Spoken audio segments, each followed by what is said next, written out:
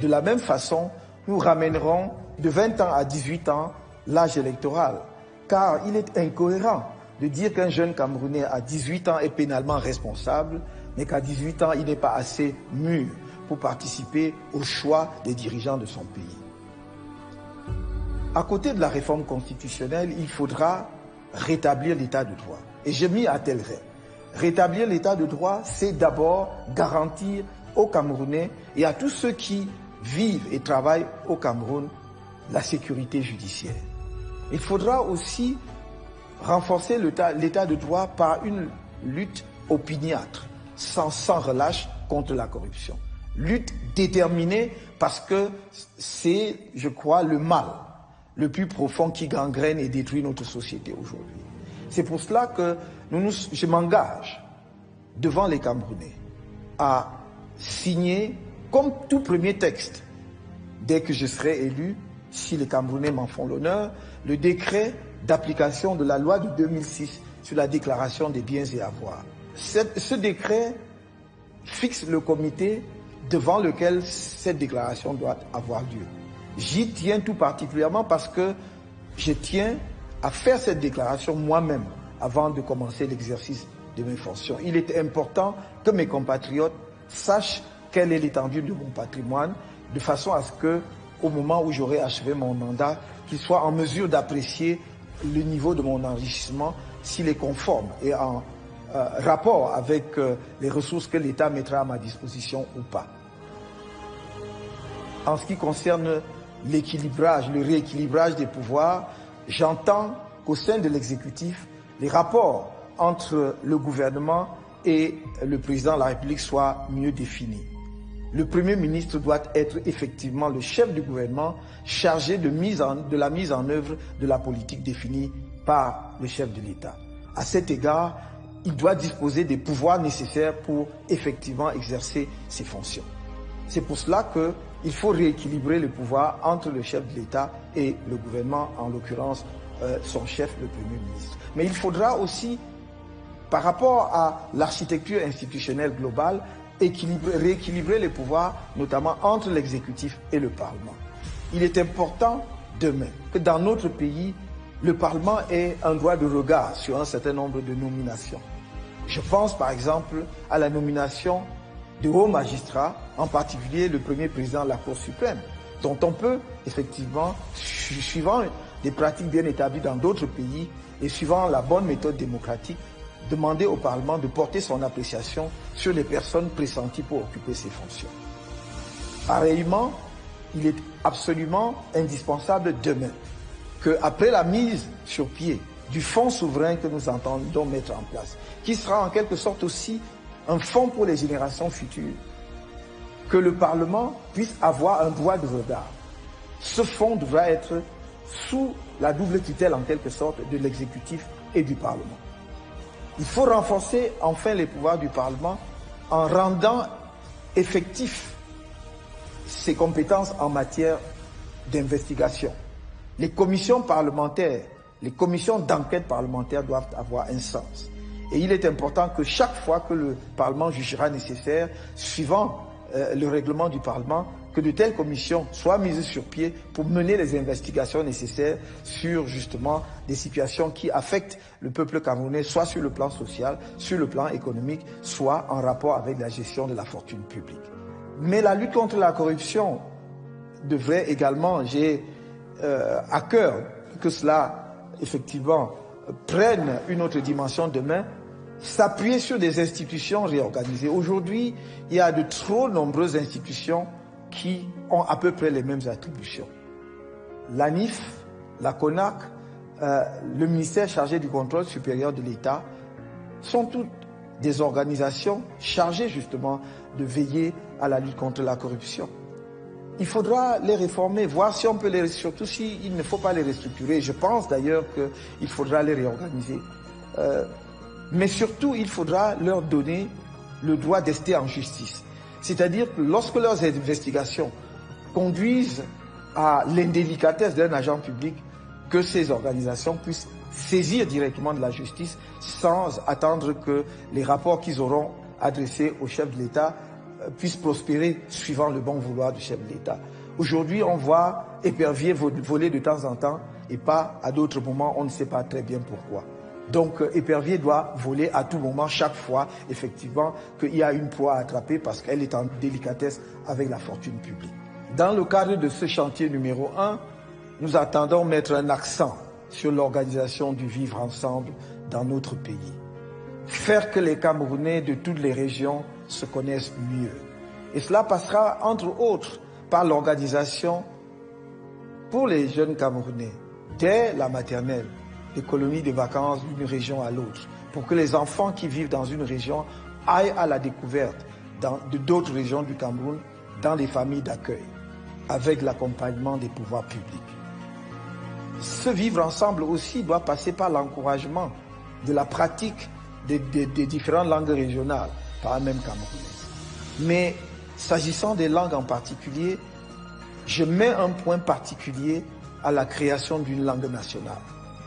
Non pas qu'une des langues camerounaises sera imposée juridiquement ou de facto à l'ensemble des Camerounais, mais il s'agira vraiment d'une langue construite à partir d'une grammaire que définiront les spécialistes de la linguistique, et il y en a de nombreux dans notre pays, et le vocabulaire sera d'autant plus riche que nous avons une diversité linguistique. Nous allons donc utiliser des synonymes pour avoir un vocabulaire tiré des différentes langues de toutes les régions du pays. Nous en avons environ 250 langues. Les écrivains auront une marge de manœuvre extraordinaire pour rédiger en utilisant des synonymes. Donc une langue nationale. Je voudrais également insister sur l'organisation ou la réorganisation de la citoyenneté. À cet égard, nous tiendrons justement des assises de la citoyenneté de façon à ce que les Camerounais débattent entre eux de ce que c'est qu'être Camerounais. Qu'est-ce qui fait l'identité de notre pays? Et cette citoyenneté doit être sur le plan formel, j'allais dire, relayée par la création d'une carte d'identité unique. D'une carte d'identité avec un numéro de référence unique qui permettra à tout Camerounais, tout au long de sa vie, de pouvoir jouir pleinement de ses droits.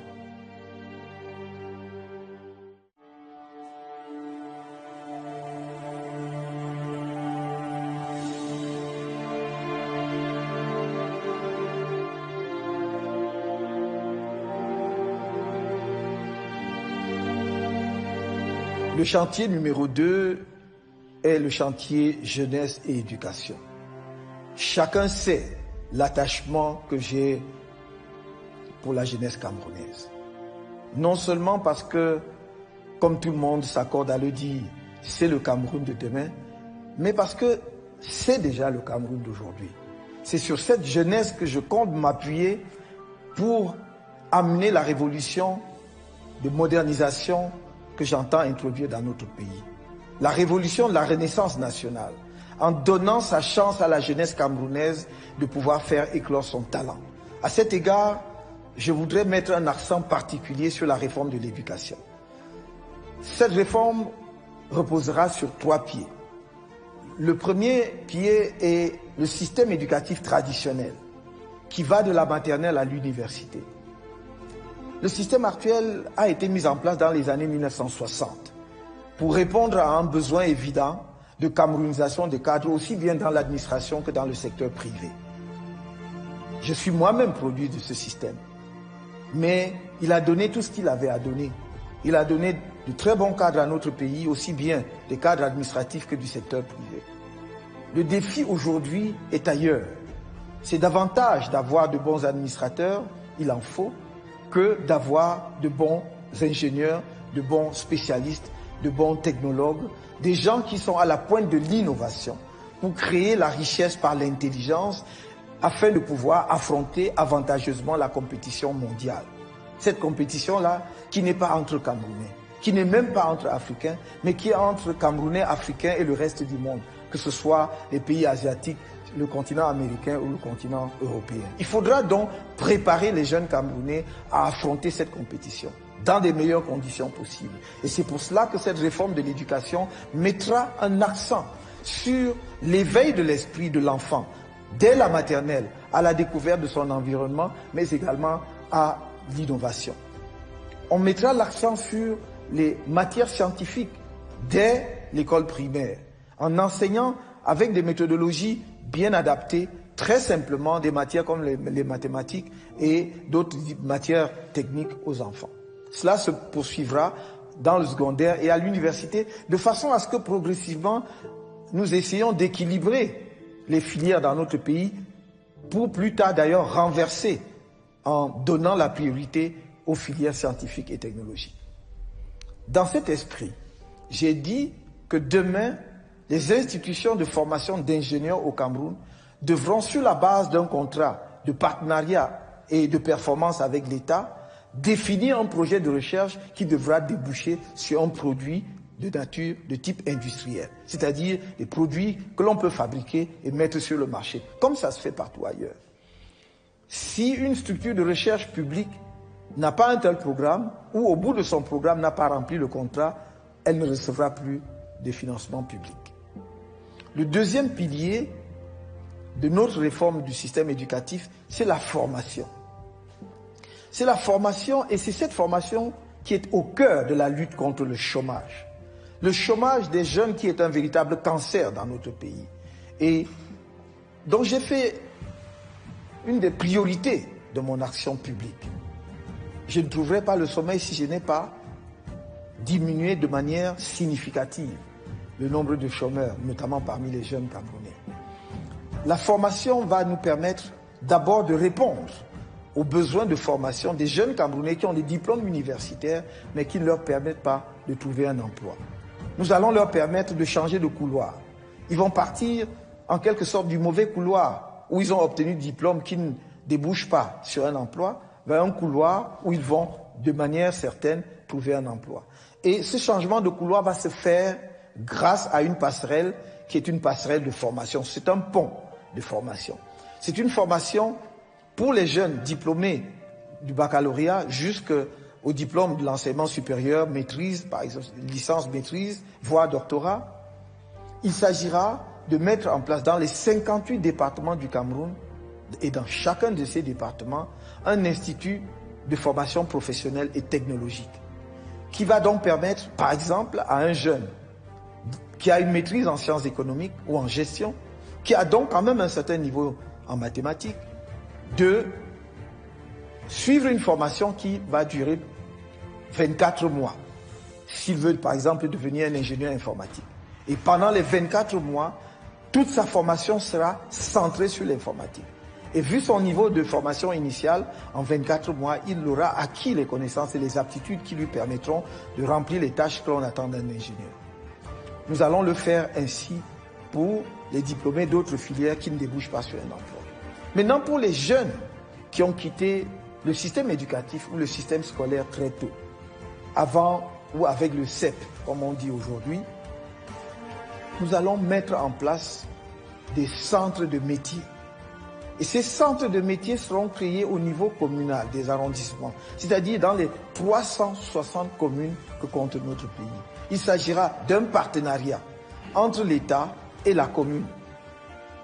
La commune aura à mettre en place à la disposition de l'État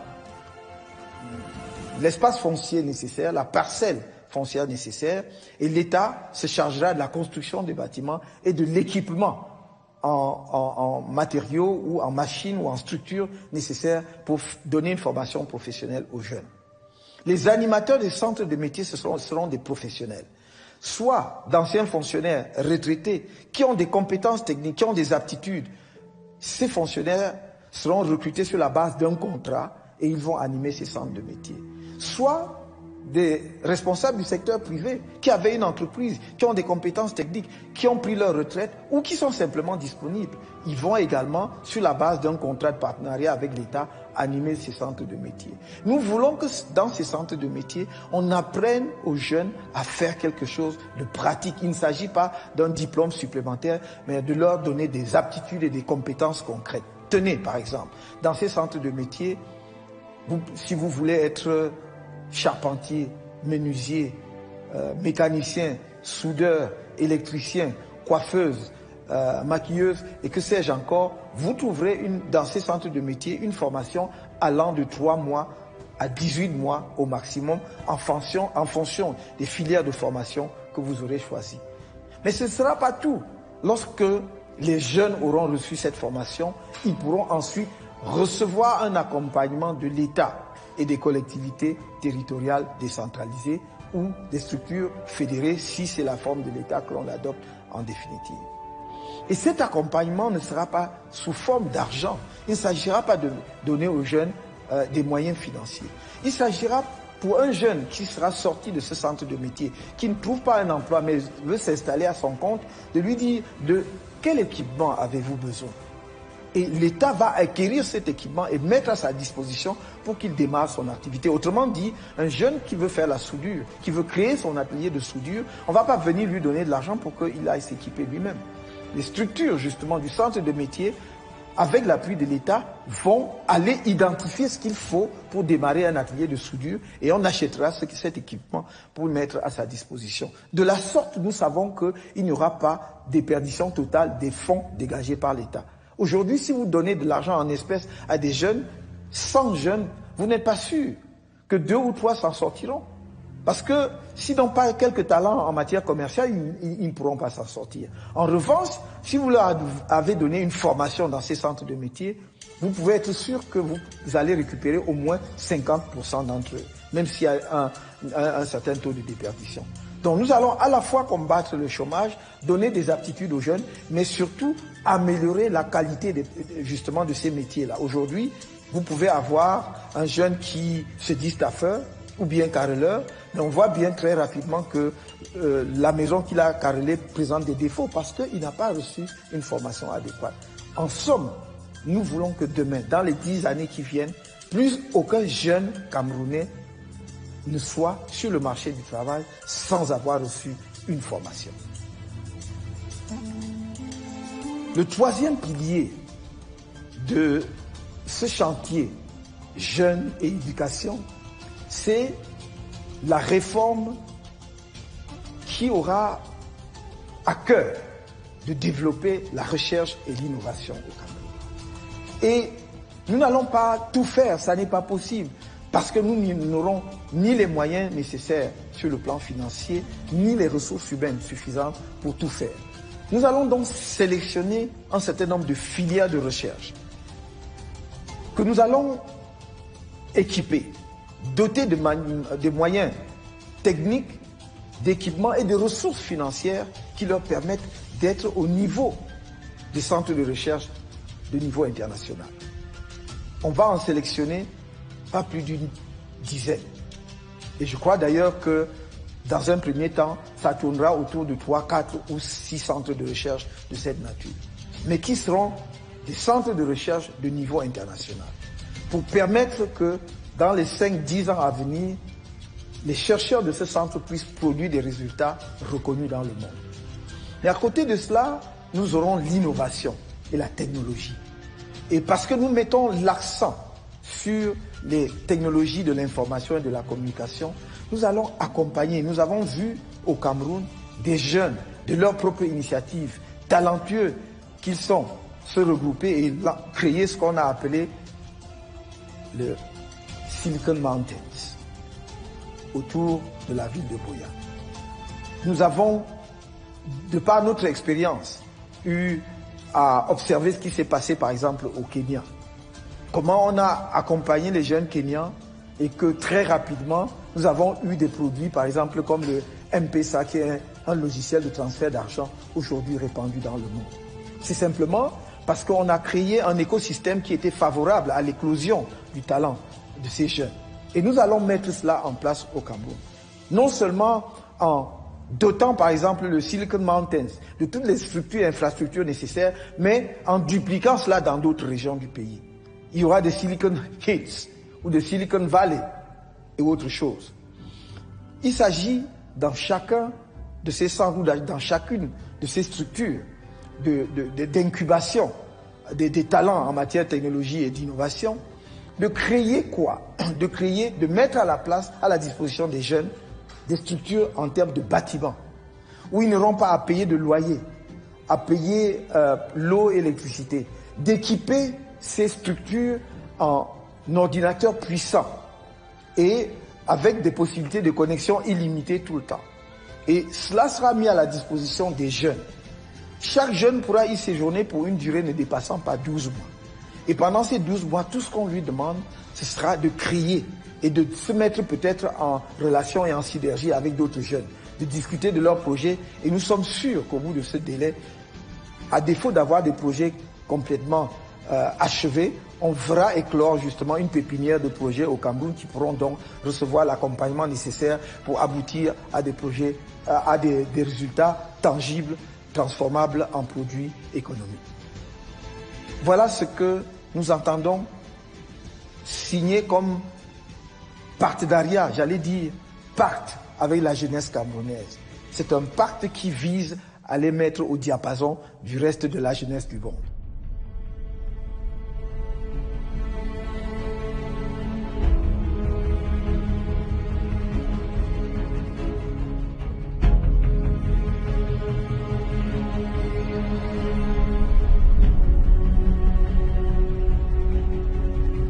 Mon troisième chantier est le chantier économie et production.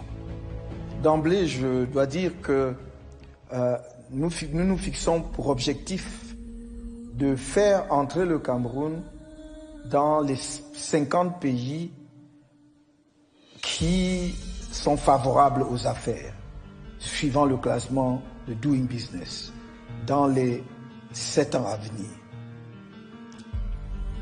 Chantier économie et production, c'est le cœur de la bataille pour la modernisation du Cameroun. À cet égard, je dois dire qu'un accent particulier sera mis sur l'aménagement du territoire. C'est le point de départ. C'est la boussole pour conduire justement les réformes structurelles dont le pays a besoin, en sachant, grâce justement à la vision d'ensemble du territoire, à quel endroit chaque infrastructure sera établie. Où veut-on construire une autoroute demain? Notre ambition, c'est de relier Douala Yaoundé par chemin de fer jusqu'à Pousseri puis N'Djamena par une voie ferrée à 2 voies. Quel sera le tracé de cette voie ferrée à 2 voies? C'est l'aménagement du territoire qui nous permet d'anticiper. Nous voulons créer une ville nouvelle demain dans une zone située globalement dans le nord du Mbam actuel et dans le sud de l'Adamawa. C'est l'aménagement du territoire qui nous permettra d'anticiper sur le site de cette ville. Nous voulons avoir une politique spéciale des villes frontalières, comme Pousseri, comme Amchide, comme Kiosi, Ambam, comme Eyumojok, comme Dorofi et que sais-je encore. C'est l'aménagement du territoire qui nous permettra de cartographier toutes ces activités. Nous voulons implanter de nouvelles universités demain, en particulier des universités de sciences et de technologie, essentiellement. Nous voulons dès à présent anticiper sur le lieu des campus pour que nous ne soyons pas confrontés demain à des difficultés foncières ou à l'étroitesse justement de l'espace affecté à des campus que nous voulons modernes, agréables pour les étudiants et pour la recherche, dont l'aménagement du territoire est crucial. Nous voulons des espaces dédiés à l'agriculture que l'on ne peut pas désormais demain transformer en espaces urbains, donc des espaces non constructibles. C'est l'aménagement du territoire qui va nous permettre de définir les terres agricoles protégées et sécurisées. C'est l'aménagement du territoire qui est donc la carte qui nous donne justement la direction où nous devons aller. Une fois que cette question est réglée, parmi les objectifs économiques majeurs, nous avons l'agriculture, nous avons l'industrie, nous avons l'approvisionnement des Camerounais en énergie, nous avons l'eau, nous avons le tourisme, tout cela combiné avec la protection de l'environnement. L'énergie, et je commencerai par là, parce que c'est essentiel, à la fois pour l'amélioration de la qualité de vie de nos concitoyens et pour le développement du tissu industriel de notre pays. J'ai pris l'engagement, et je le réitère ici, que non seulement nous rendrons l'énergie disponible pour tous dans une dizaine d'années, mais que d'ici la fin de mon mandat, j'aurai connecté 80% des ménages camerounais à l'électricité. À cet égard, nous allons dans la partie septentrionale qui a un bon taux d'ensoleillement pendant toute l'année, utiliser abondamment l'énergie solaire avec de petites centrales, y compris simplement dans certains cas avec des plaques photovoltaïques. Nous connaissons et nous suivons de très près aujourd'hui des expériences où il y a des plaques qui produisent jusqu'à 500 watts. Et si vous dotez une maison, donc nous connaissons aujourd'hui des plaques qui produisent jusqu'à 500 watts. Si vous dotez une concession de 3 plaques de cette nature, cela veut dire que vous lui donnez 1500 watts, c'est-à-dire 1,5 kW. De quoi non seulement alimenter la maison en électricité, mais également faire tourner une petite activité industrielle consommatrice d'énergie. Donc dans la partie septentrionale, fort de toutes ces expériences, dont une en cours dans un pays de l'Afrique de l'Ouest, où cette année, il y aura 400 000 ménages connectés à l'électricité, nous nous sommes donc engagés également sur la base des études menées pendant 3 ans avec une équipe d'ingénieurs. Dans la partie sud, où le Cameroun a la chance extraordinaire d'avoir beaucoup de cours d'eau comparé à beaucoup d'autres pays africains, le niveau technologique actuel permet de transformer chaque cours d'eau, si petit soit-il, de doter chaque cours d'eau, si petit soit-il, d'un petit barrage. Donc nous allons essaimer la partie sud de micro-barrages de 1 kW, donc de 1 MW, 1,5 MW, voire 0,5 MW pour alimenter un village, un quartier, une ville ou un département. Une expérience de cette nature a été conduite dans un des départements du Cameroun. Elle n'est pas allée jusqu'à son terme, mais il était prouvé qu'avec un mini barrage de 1,7 MW, on aurait pu alimenter l'ensemble du département. Voilà pourquoi nous prenons cet engagement, parce que nous savons que nous allons le tenir. Nous allons le tenir d'autant plus que la filière énergétique, l'industrie énergétique est toute une filière complète sur le plan industriel. Et elle va permettre à notre pays d'atteindre un autre niveau. Là, j'ai parlé de la production de l'énergie pour les populations camerounaises. Mais je vais aller plus loin, car cette énergie devra être abondante et disponible et à bon coût pour l'essor industriel du Cameroun. J'ajoute que le Cameroun a un potentiel énergétique qui lui permet d'être exportateur net d'énergie dans les pays voisins. Il y en a pour près de 10 000 milliards d'investissements dans le domaine de l'énergie, lesquels 10 000 milliards peuvent rapporter 5 fois plus au Cameroun. En d'autres termes, l'énergie deviendra demain l'un des tout premiers produits d'exportation du Cameroun, bien avant le pétrole, et rapportera bien plus d'argent que le pétrole. Donc c'est la politique énergétique que nous voulons mener, qui consiste d'une part à améliorer la qualité de vie du Camerounais simple, ordinaire, comme on pourrait dire, de mettre de l'énergie abondante et bon marché à la disposition de l'industrie et d'exporter de l'énergie vers les pays voisins pour ramener effectivement de l'argent et des devises dans notre pays. Une fois la question énergétique réglée, nous allons nous focaliser sur l'agriculture. L'agriculture est le levier fondamental du développement et même de l'essor industriel du Cameroun à travers l'agro-industrie. J'ai toujours dit que le Cameroun est un pays avant tout à vocation agricole. Et nous allons mettre l'accent là-dessus, d'abord parce que c'est le plus sûr moyen de tenir un pays en paix, d'assurer effectivement une alimentation saine, continue pour toutes les populations, dont l'agriculture est au cœur de la politique de paix que tout gouvernement peut ambitionner d'avoir. Mais l'agriculture est surtout une filière importante pour générer de l'emploi et générer des ressources.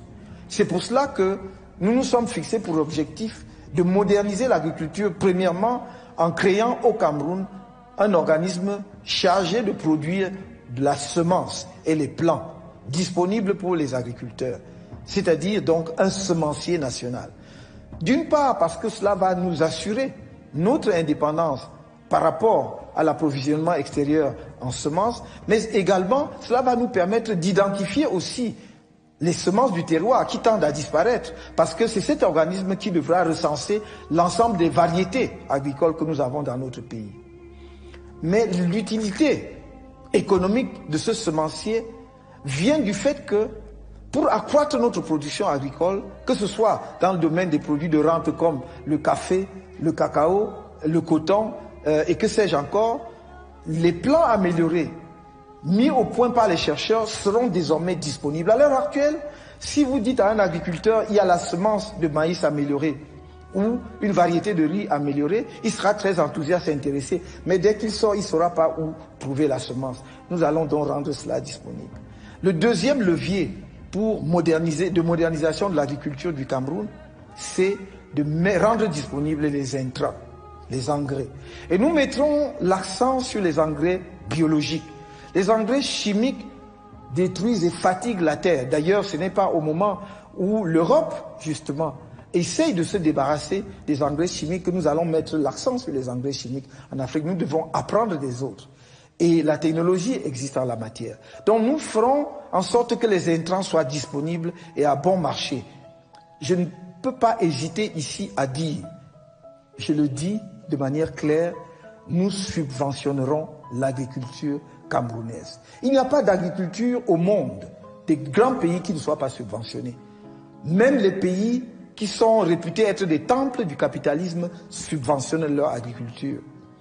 L'Union européenne est bâtie autour de la politique agricole commune, ce qu'on appelle la PAC. Et cette politique agricole commune, c'est sont des subventions que l'on déverse dans les régions européennes pour produire bon marché. Nos agriculteurs et notre agriculture n'arriveront jamais à concurrencer ou même à soutenir leur place face justement à ces agricultures qui sont subventionnées. Donc, nous allons y remédier. Et cela passera justement par la facilitation de l'accès aux intrants dont j'ai parlé tout à l'heure, mais également à la semence. Et une faible taxation de l'agriculture, même là où ça existe. Le troisième pilier ou troisième levier de modernisation de l'agriculture, c'est la mécanisation. Et nous avons toujours dit, il est absurde que nous regardions 60 ans après l'indépendance, nos parents pratiquer la même agriculture primitive à la houe que leurs ancêtres. Il faut faire quelque chose, non seulement pour diminuer la pénibilité des tâches agricoles, mais également pour booster le rendement, accroître le rendement. Ce qu'une personne peut faire à la houe, une vache ou 2 chevaux peuvent faire 5 fois plus. C'est pour cela que le premier niveau de mécanisation pour les petites exploitations qui ne dépassent pas 1 hectare, 2 hectares, sera de doter justement ces petites exploitations de la possibilité de faire de l'agriculture attelée, c'est-à-dire à la charrue. C'est une pratique qui est déjà bien connue dans la partie septentrionale du pays. Il faudra généraliser et vulgariser, y compris dans la partie sud. Mais le deuxième mécanisme de mécanisation, c'est la mécanisation motorisée, qui n'est pas déjà la mécanisation par des tracteurs, c'est la mécanisation à moteur, mais poussée par un homme ou une femme. Et donc là aussi on réduit la pénibilité du travail agricole, avec l'avantage que, avec ces engins, ces équipements qui existent et disponibles dans le monde, que nous voudrions demain non seulement pouvoir monter chez nous dans un premier temps, mais les fabriquer parce que nous avons des ingénieurs capables de le faire. Avec ces engins, vous pouvez labourer 5, 10, 15, 20 hectares plus facilement. Et pour les exploitations agricoles au-dessus, à partir de 30 voire 50 hectares, il faudra mettre de véritables tracteurs. Et ces tracteurs, nous avons vu effectivement que les expériences que nous connaissons dans notre propre pays, effectivement, sont très favorables. Cela, effectivement, accroît la productivité dans le domaine agricole. Donc, la mécanisation. Et enfin, pour clore le volet agricole et la filière agricole, il faudra doter justement le monde agricole de petites industries agro-industrielles. Il ne faut plus tout concentrer dans les grandes métropoles comme Douala et Yaoundé. L'industrie agro-industrielle, les entreprises, les usines agro-industrielles sont beaucoup plus rentables lorsqu'elles sont construites auprès des lieux de production, de la matière première. Il est économiquement peu rationnel de produire des tomates à Foumbot ou à Malantoum et de les transporter à Douala pour les transformer. Il faut mettre l'unité de transformation à Foumbot ou à Foumban. Comme on l'a bien pensé à une époque où nous étions encore un pays organisé et rationnel, puisqu'il y avait une entreprise appelée la SCAN qui avait été construite dans la zone de Foumbot pour transformer les tomates, mais qui n'a jamais marché. Donc on a eu la bonne idée, mais nos turpitudes habituelles, effectivement, ont conduit à l'échec de ce projet. Nous voulons demain mettre de petites unités de transformation auprès des lieux de production, l'agriculture. À cet égard, les grandes exploitations devront tirer les petites exploitations. Si vous avez une grande exploitation de 1000 hectares, de 10 000 hectares, à côté, vous pouvez avoir de petits exploitants agricoles avec 5 hectares, 10 hectares. Et la grande exploitation est un peu, si vous voulez, le pôle central de ce qu'on appelle l'agropole. Parce que c'est cette grande exploitation qui va acheter la production des petits producteurs pour les transformer dans l'usine ou pour l'exporter. De cette manière-là, les petits producteurs seront sûrs d'écouler leur production et donc seront plus durs à la tâche, vont travailler plus parce qu'ils sont sûrs d'écouler leurs produits, ce qui n'est pas garanti aujourd'hui. J'ai commencé ce chantier économique sans m'appesantir sur un volet crucial, qui est la précondition de tout succès dans le domaine de la réforme économique. Ce sont les infrastructures, et en particulier les infrastructures de transport. Il faut faire des routes, mais il faut les faire sérieusement. Et il faut les faire au coût réel, au coût moyen que l'on observe sur le marché international et dans d'autres pays. La surfacturation est devenue un sport national au Cameroun. Et donc, cela ne nous permet pas de bitumer, par exemple, autant de kilomètres de route que nous aurions pu, ou d'entretenir autant de kilomètres de route que nous aurions pu, d'ouvrir de nouvelles routes. Or, nous nous engageons, dès lors que nous aurons effectivement la conduite des affaires de ce pays, d'inscrire au minimum 800 milliards de francs chaque année dans le budget de l'État pour les infrastructures de transport. De la sorte, nous pourrons, par exemple, effectivement construire l'autoroute autour du triangle que l'on connaît, c'est-à-dire Yaoundé, Douala, Bafoussam, Yaoundé, mais avec un prolongement sur Bamenda et également à Douala avec un prolongement jusqu'à Boya Limbe. Nous allons également construire l'autoroute du Nord, qui est un de nos grands rêves. En dehors du chemin de fer, il faudra effectivement relier le sud du pays au nord jusqu'à Koussery par une autoroute. Je ne dis pas par une route, mais vraiment par une autoroute. C'est économiquement justifié. Parce qu'une telle route est la voie de desserte des trois régions septentrionales du pays. Déjà, même politiquement, c'est défendable, mais économiquement, c'est justifié. Donc, pour approvisionner toutes ces régions en produits venant du port et pour évacuer les productions de ces trois régions vers le sud et d'autres lieux de consommation et d'exportation, il faut, en dehors du train dont nous avons parlé tout à l'heure, une voie routière de niveau international, de niveau au standard, j'allais dire, connu dans les pays que nous regardons avec admiration. Donc, autoroute qui va donc jusqu'à Koussery et qui pourra donc dans les régions du Nord, en fonction de l'importance des localités, se bifurquer sur d'autres localités importantes. Voilà dans le domaine du transport. Et ça, c'est dans le domaine autoroutier. Parce que nous allons construire un certain nombre de kilomètres de routes régionales, de routes départementales. Évidemment, les routes municipales ou communales ou des villes seront à la charge des villes et non plus, comme aujourd'hui, à la charge de l'État et surtout même à la charge des délégués du gouvernement, car il faudra demain des maires élus qui assurent et soient responsables du développement de leur commune. Donc cette question d'infrastructure de transport est vitale. Et nous allons développer cette infrastructure de transport, y compris le transport fluvial. Nous avons beaucoup de cours d'eau dont certains sont navigables, en tout cas sur un certain nombre de tronçons. La Sanaga est navigable sur plusieurs tronçons. Et donc on peut aussi évacuer les produits agricoles, produits le long de la Sanaga ou au bord de la Sanaga par la voie fluviale au lieu justement d'utiliser les camions pour les transporter par des détours encore plus longs. Oui, donc il faudra développer ce transport fluvial sur la Sanaga et d'autres cours d'eau. Et dans les villes traversées par des cours d'eau, voir effectivement aussi comment utiliser des moyens de transport fluviaux.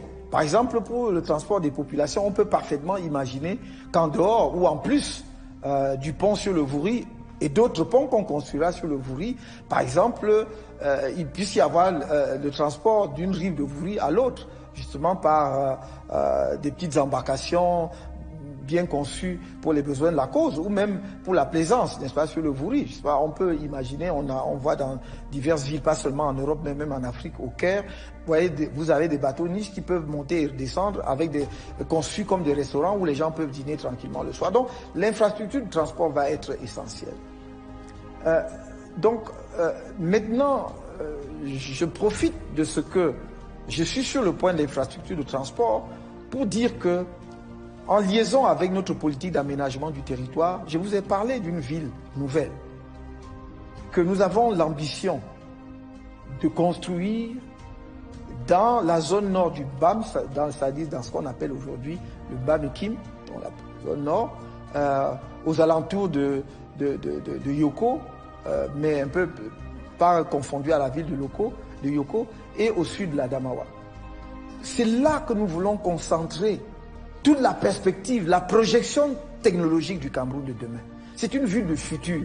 Ce sera une ville intelligente, mais ce sera également une ville verte. Dans un pays qui a le massif forestier que nous avons, nous voulons là expérimenter des choses nouvelles. Avec nos variétés, les variétés de nos forêts. Montrer justement que ce que la nature nous a donné généreusement, nous pouvons aussi l'exploiter, améliorer dans le cadre d'un espace urbain. Ce sera une ville de recherche, ce sera une ville de promotion et de l'innovation technologique. Ce sera également une ville universitaire où effectivement les secteurs de pointe dans le développement et la recherche seront localisés. Mais comme je l'ai dit tout à l'heure, nous avons une politique urbaine. À cet égard, je voudrais dire que nous avons étudié la ville de Douala avec l'avènement du port en eau profonde de Kribi. La ville de Douala est une ville qui a toujours vécu depuis sa création autour du port. Et donc, avec l'avènement de la ville de Kribi, le port de Douala ne va pas disparaître, mais ce sera plus le seul port et certainement pas le port qui accueille le plus de trafic de marchandises en venant de l'extérieur ou en partance pour l'extérieur. Il faut donc revoir la fonction de la ville de Douala. Et nous voulons faire de Douala demain la grande ville, la grande capitale financière et économique de l'Afrique centrale. Pas du Cameroun, mais de l'Afrique centrale. Avec le quartier que l'on appelle le plateau Jos étant le cœur de la finance de l'Afrique centrale. Le plateau Jos où les normes de construction seront revues à la hausse, où les immeubles les plus bas auront une hauteur de 15 étages minimum. Parce qu'il y aura une concentration. Ce sera, si je voulais faire une comparaison, un peu le Manhattan de l'Afrique centrale. Et donc, ce sera à la fois Manhattan et la City, au sens de cœur financier de l'Afrique centrale. Il s'agira de bâtir là-bas, j'allais dire, un quartier d'affaires et financier du niveau international. Pas de niveau, j'allais dire sous-régional, mais de niveau vraiment international, en tout cas pouvant concurrencer la plupart des places financières africaines. Autour de la bourse de Douala, autour des sièges des banques, autour d'un certain nombre d'institutions financières qui seront mises en place. Et capital économique parce que nous voulons aussi que le siège de la plupart des entreprises, des grandes sociétés multinationales et autres soient installés là. Dans cet ordre d'idées, évidemment, il faudra revoir toute la politique de la mobilité dans la ville de Douala. Avec la possibilité de construire un tramway de surface, voir là où c'est possible de faire des tronçons qui soient des tronçons de métro Parce qu'il faut bien voir, parce que c'est pas partout. Douala est une zone sablonneuse et où l'eau émerge très rapidement. Et donc, si le sol ne permet pas de se lancer dans la construction d'un métro, les ingénieurs le diront, on se contentera d'un tramway de surface. Pour que le transport en commun soulage la ville, n'est-ce pas, des bouchons que l'on observe, et d'ailleurs c'est le cas également à Yaoundé, à cause justement de l'accroissement du parc automobile sans un accroissement parallèle de la voirie. Donc il faudra par ce biais-là, pour Douala d'ailleurs comme pour Yaoundé, justement songer à mettre en place un transport urbain collectif. Pour Yaoundé, qui est encore traversé de part en part, ne serait-ce que de l'université de Soa, enfin de Soa, par où passe le train qui va à Ngaoundéré jusqu'à la sortie sud. Il y a un chemin de fer qui est utilisé seulement à 6 h le matin et à 18 h le soir. On peut imaginer, même de manière provisoire, de mettre en place un système de transport ferroviaire intra-urbain à Yaoundé qui utilise la voie ferrée pendant ces 2 heures. Et cela va soulager les populations grandement. Donc, voilà l'ambition. Et je vous dirais que pour les villes, pour ne donner qu'une illustration, les villes frontalières, comme par exemple Kousséri, nous entendons faire un pôle d'attraction. Parce que lorsque vous avez une ville comme Kousséri qui est en face d'une capitale comme N'Djamena, ça ne peut pas être une ville quelconque banale. Il faut lui donner un statut de ville camerounaise vitrine qui va permettre effectivement à ceux qui arrivent dans notre pays de voir à travers les structures d'éducation qui seront en place, à travers les infrastructures de tourisme qui seront en place, justement la bonne modernité de notre pays. Dans le domaine de l'économie et de la production, un volet crucial, c'est l'industrie.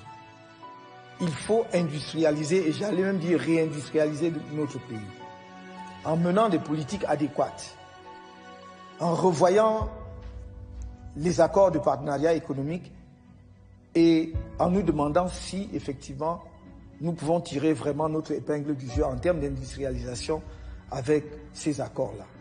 Mais surtout en bâtissant des filières industrielles. Nous ne pouvons pas, je l'ai dit, tout faire.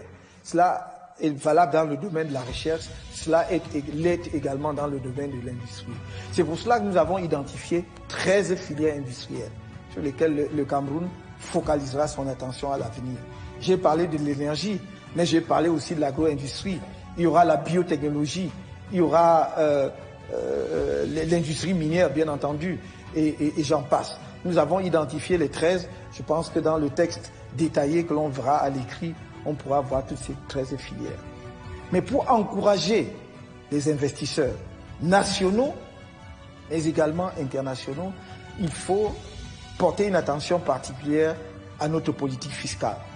Et c'est pour cela que nous avons pris l'engagement au cours du mandat de ramener de 33% environ, 33% l'impôt des sociétés aujourd'hui à 25%. De faire passer l'impôt sur les sociétés de 33% aujourd'hui à 25%. Car c'est dans le secteur privé qu'il y a la créativité, que l'on peut avoir justement le levier nécessaire pour combattre efficacement le chômage des jeunes par la création d'emplois. Et je peux dire ici, à ce que l'on appelle les acteurs du secteur informel, qui seront une composante essentielle de la modernisation économique de notre pays. J'entends demain leur faciliter la tâche et que progressivement, ils passent justement de cette situation où l'on dit qu'ils sont informels, mais où ils sont quand même formels puisqu'on prélève des taxes sur eux, par un système de taxation unique, simple, pas élevé, permettre leur identification dans un fichier qui va nous permettre ensuite d'ailleurs de les accompagner. Parce que nous entendons demain accompagner ces petits artisans, ces petits menuisiers et autres, et même ces petits commerçants qui commencent une activité qui ne peuvent pas grandir parce qu'ils sont inconnus dans le fichier de l'État et dans le système bancaire. Nous voulons les accompagner demain grâce à un système d'identification qui nous permet de les sortir progressivement du secteur informel vers le secteur formel. Et nous allons faire en sorte qu'il n'ait plus de tracasseries. Parce que je crois que les jeunes Camerounais qui, comme on dit, se débrouillent, souffrent de ce que, à tout moment, ils peuvent être confrontés à des difficultés venant de la municipalité ou venant des forces de sécurité, de maintien de l'ordre. Nous nous engageons demain dans les grandes villes, dans les grandes métropoles et dans certaines villes qui sont des villes de grande production agricole à construire des marchés internationaux. Il y aura un marché international de gros dans la banlieue de Yaoundé.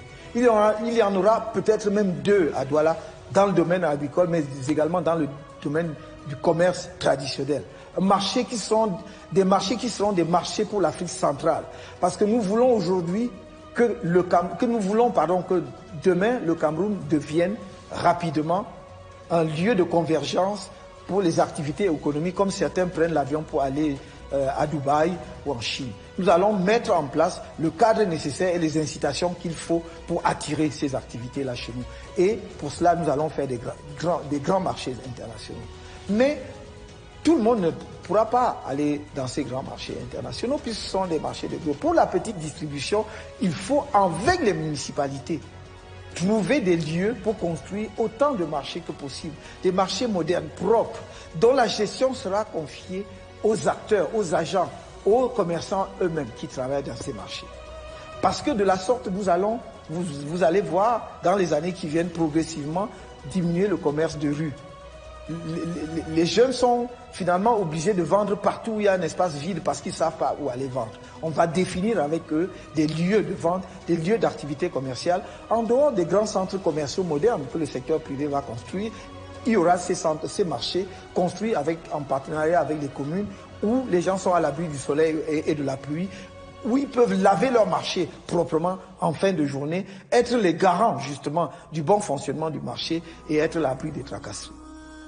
Une des filières que l'on pourrait considérer d'ailleurs comme une filière industrielle, c'est le tourisme. On dit que le Cameroun est beau, mais le mot est faible. Ce pays est exceptionnel pour ceux qui ont eu la chance de le parcourir de part en part comme je l'ai fait depuis de nombreuses années. Entre les plaines à perte de vue et les montagnes qui resserrent ces plaines, qui subitement s'enfuient vers l'horizon, entre les paysages de montagne qui donnent une vue exceptionnelle et la mer, et la forêt et les savanes, c'est juste exceptionnel. C'est pourquoi nous allons promouvoir le tourisme. Non seulement le tourisme des congrès, qui généralement se limite dans les villes, même pas seulement le tourisme balnéaire, qui consiste à vendre essentiellement les bords de mer, la plage, mais le tourisme de découverte de la diversité et de la richesse de l'environnement du Cameroun. Tourisme écologique, avec des zones comme les zones de Bakassi, où l'on peut effectivement faufiler dans les mangroves et découvrir justement des voies d'eau qui sont exceptionnelles, féeriques. Et tourisme dans des zones de la partie sahélienne, comme à Poli, où on découvre une plaine coupée par une chaîne de montage, où on pourrait faire un parcours pédestre exceptionnel. Et des régions comme des sites comme ceux-là, vous en trouvez pratiquement dans toutes les régions du Cameroun. Donc, on assurera une promotion effective du tourisme écologique au Cameroun. S'agissant du tourisme plus traditionnel, appuyé sur le secteur privé, nous allons les encourager à multiplier les infrastructures touristiques. Il reviendra à l'État, bien entendu, de construire les voies de desserte des sites touristiques. Et avec l'accompagnement de l'État, le secteur privé sera fortement encouragé à construire des hôtels et tous les autres types de structures d'animation touristique que l'on voit dans d'autres pays. Je voudrais que demain, il existe au Cameroun des marques et des chaînes d'hôtels de niveau international, deviennent des marques connues en Afrique, comme l'on voit apparaître progressivement, par exemple, en Afrique de l'Ouest et déjà depuis plus longtemps en Afrique de l'Est et en Afrique du Sud. Le tourisme camerounais peut ramener à notre pays autant de revenus et de ressources que des filières entières dans le domaine de l'industrie ou dans d'autres secteurs. Il s'agit pour nous d'encadrer le secteur privé pour qu'il donne sa pleine mesure dans le domaine. On voit déjà poindre ça et là des initiatives qui ne demandent qu'à être largement accompagnées. Nous nous y engageons. La protection de l'environnement, ensuite, parce que Il n'y a pas de tourisme écologique sans protection de l'environnement. Notre environnement est l'un des biens les meilleurs, les plus précieux que nous ayons dans notre pays. Non seulement en termes de diversité biologique, mais également en termes de diversité faunique. Les espèces d'animaux que nous avons.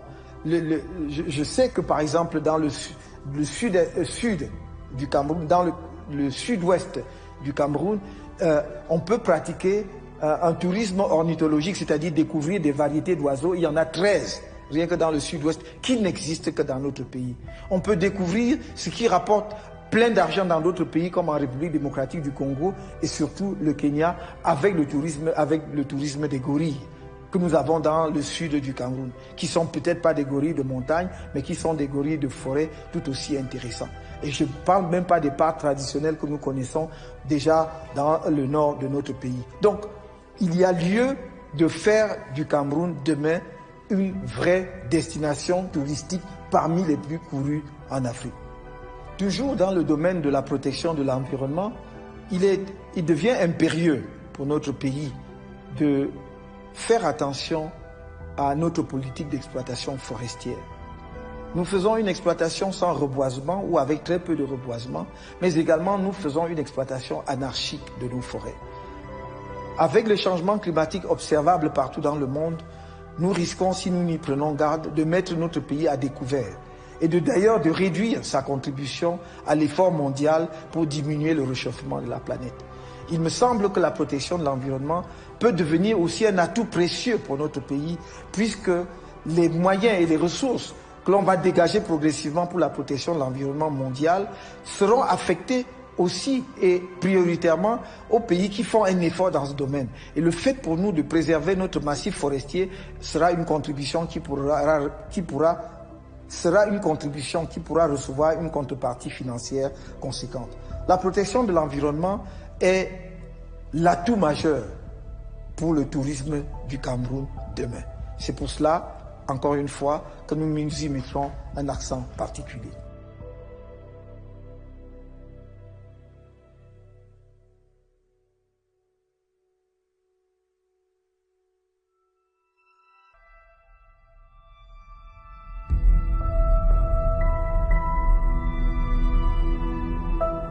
Mon quatrième chantier, c'est le chantier social et de solidarité. C'est un chantier majeur. Sans doute celui qui m'interpelle le plus parce que c'est à travers ce chantier que l'on mesurera effectivement les progrès accomplis dans l'élévation du niveau de vie des Camerounais. C'est pour cela que j'ai pour priorité, nous ne pouvons pas nous accommoder d'un pays où l'on voit le genre de bidonville et de taudis que l'on a détruit partout, un peu partout en Afrique, sauf peut-être dans les pays en guerre. On ne peut pas dire que le Cameroun avance et que le Cameroun progresse avec ce que nous avons pu observer dans un certain nombre de nos villes après des pluies torrentielles, où les inondations emportent des baraquements précaires, où les gens vivent dans la précarité totale, sur des drains non aménagés. C'est pour cela que nous avons fait de la construction des logements sociaux une priorité. Mais ce ne sera pas l'État qui va construire les logements sociaux. L'État va encourager le secteur privé à construire les logements sociaux. C'est ce qui se fait partout ailleurs. Les promoteurs immobiliers sont disposés à le faire. J'en ai parlé avec un certain nombre d'entre eux et croyez-moi, y compris des promoteurs étrangers, ils peuvent construire et ils construiront avec la politique que nous mettrons en place au cours de notre mandat 1 million de logements pour les Camerounais. 1 million de logements sociaux, moyen standing et grand standing pour les Camerounais. Cela est faisable et nous allons tout mettre en œuvre. On a développé au Cameroun une idée qui n'a pas connu de suite comme la plupart de bonnes idées, d'utiliser les matériaux locaux. Nous pouvons diminuer drastiquement le coût de construction de logements sociaux en utilisant effectivement et efficacement les matériaux locaux. La plupart de nos architectes préconisent justement cela. Et l'expérience concrète montre que c'est le meilleur moyen non seulement pour diminuer le coût de logement, mais pour construire des logements adaptés à notre environnement. Nous allons donc encourager cela massivement. Dans les milieux urbains comme dans les milieux ruraux. Quand on parle de logements sociaux et de construction, on ne pense qu'aux villes. Je veux changer les campagnes camerounaises. Je veux changer les campagnes camerounaises par la qualité de logement, par la mise à disposition de l'eau potable, par l'électrification, de sorte que les jeunes qui vivent là-bas n'aient pas envie de quitter les campagnes simplement parce qu'ils sont attirés par les lumières. Que s'ils vont dans les grandes villes, c'est parce qu'ils ont d'autres choses à y faire, simplement que de chercher un environnement un peu plus salubre, un peu plus moderne. Donc nous allons rendre les campagnes attractives, attrayantes, en raison justement des conditions de vie que nous allons créer là-bas. La troisième chose, c'est la rémunération des travailleurs camerounais. Ceux du secteur public comme ceux du secteur privé. Ceux du secteur public, nous savons très bien que la plupart des corps de fonctionnaires et d'agents publics sont payés à un niveau qui ne leur permet pas de vivre décemment. Ou alors, le salaire ne correspond pas à leur niveau de qualification ou aux efforts qu'ils ont faits pendant de nombreuses années pour leur formation. C'est pour cela que nous avons une fuite abondante des cerveaux de notre pays. Le nombre de médecins camerounais qui existent en dehors du territoire national, le nombre d'ingénieurs est inestimable. Il ne s'agit pas d'aligner nos salaires sur ceux de pays développés, nous ne le pouvons pas.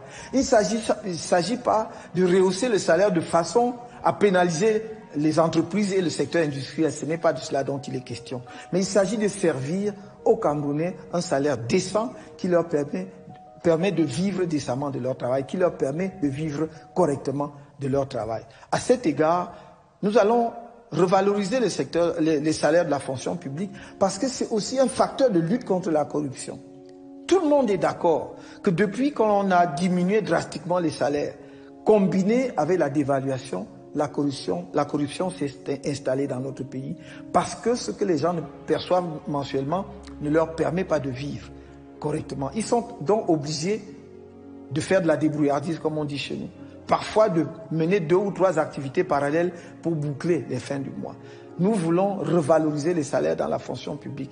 Il ne faut pas regarder les fonctionnaires comme de simples consommateurs. La fonction publique est un maillon absolument indispensable dans le bon fonctionnement d'un État, mais aussi d'une économie.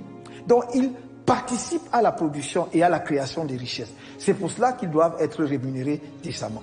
Dans le secteur privé, évidemment, ce n'est pas à l'État de fixer les salaires. Ils continueront à être négociés entre l'entreprise et l'employé. Mais il y a un seuil minimum en dessous duquel on ne peut pas descendre et il s'agit du SMIC.